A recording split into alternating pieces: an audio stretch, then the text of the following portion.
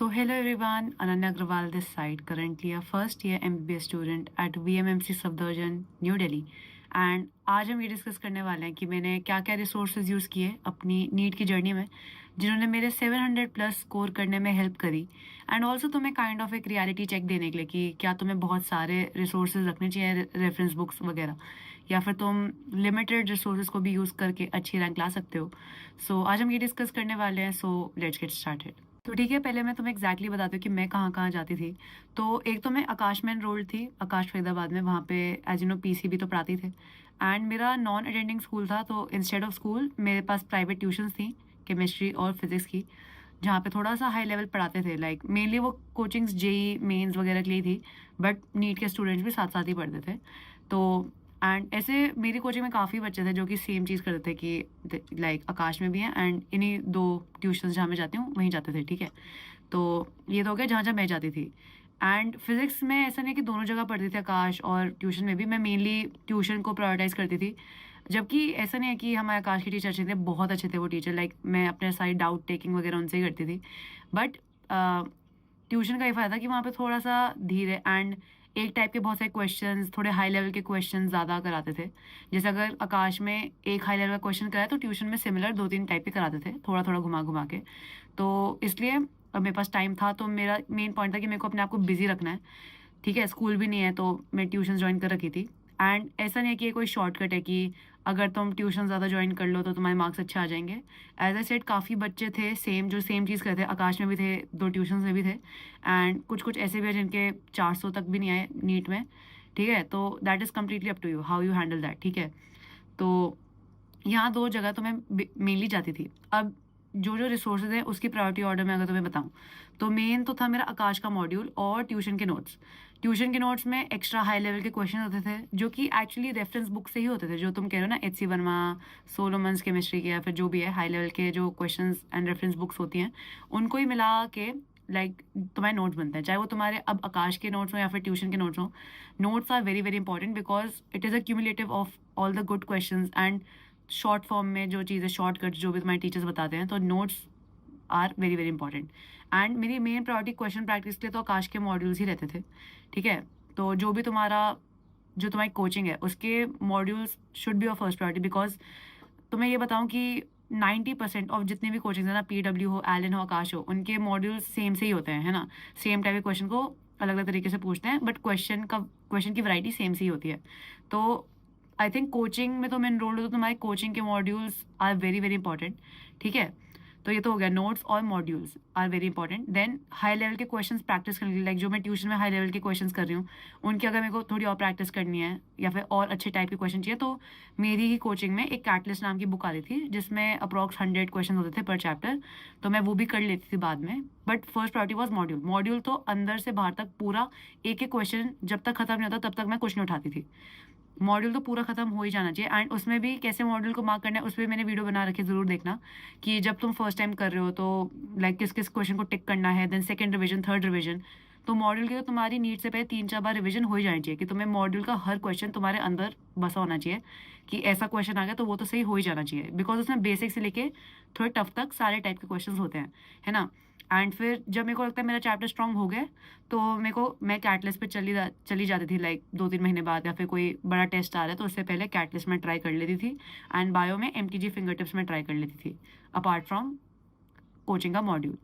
Like आकाश के module से तो मैं फिजिक्स केमिस्ट्री बायो तीनों ही बहुत अच्छे से पूरा लाइक डाउट टेकिंग वगैरह सब अच्छे से कर लेती थी. ठीक है, तो अब तो मैं बताती हूँ कि तुम्हें भी लाइक क्या क्या सेम करना चाहिए, क्या क्या मॉडिफाई करना चाहिए. सो आई होप कि तुम सब किसी कोचिंग में तो हो गई. कोचिंग बहुत ज़्यादा इंपॉर्टेंट है, तो उसके notes and module are very very important both for physics and chemistry. Bio का तो module and MTG at your fingertips तुम कर सकते हो एक्स्ट्रा प्रैक्टिस के लिए. And obviously NCERT. तो मैं मेनली फिजिक्स और केमिस्ट्री का तो मैं बता रही हूँ कि मॉड्यूल और नोट्स तो लाइक करने ही करने हैं. मॉड्यूल पूरा सारे क्वेश्चन तुम्हें DPP भी मिलती होगी, वो करना है. तो PYQ और NCERT तो करनी है, फिजिक्स केमिस्ट्री की भी करनी है एंड PYQ तो सबके करने हैं. फिर एक बार ये हो जाए लाइक ये तो करना ही करना चाहिए. तुम्हारा कुछ और हो रहा नहीं हो रहा, तुम्हारी DPP, मॉड्यूल्स, नोट्स, सारे अच्छे से हो जाने चाहिए, फिर हम आगे की बात करेंगे, ठीक है।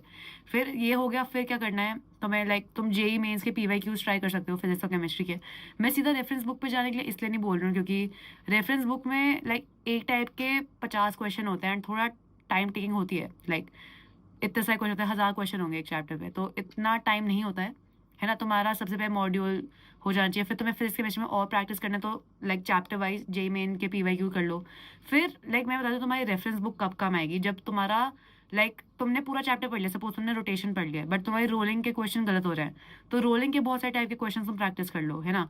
तो उसमें रेफरेंस बुक काम आती है।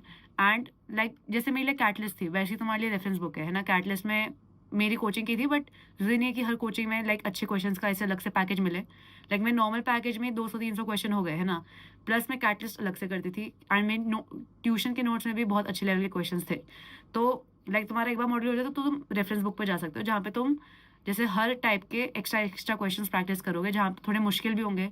And the difference between catalyst and reference book is कि कैटलिस्ट में एक्सप्लेनेशन नहीं होती, रेफरेंस बुक में एक्सप्लेनेशन होती है, कैसे सोचना है तुम खुद से डेवलप कर सकते हो। जैसे अगर मैं ट्यूशन में बताया कि कैसे करना है, तो वो तुम खुद से सीख सकते हो। एंड ऐसा नहीं है कि एज ए सेट कि बहुत सारे बच्चे सेम चीज़ करते हैं, उनके इतने मार्क्स नहीं आते, that is dependent on you.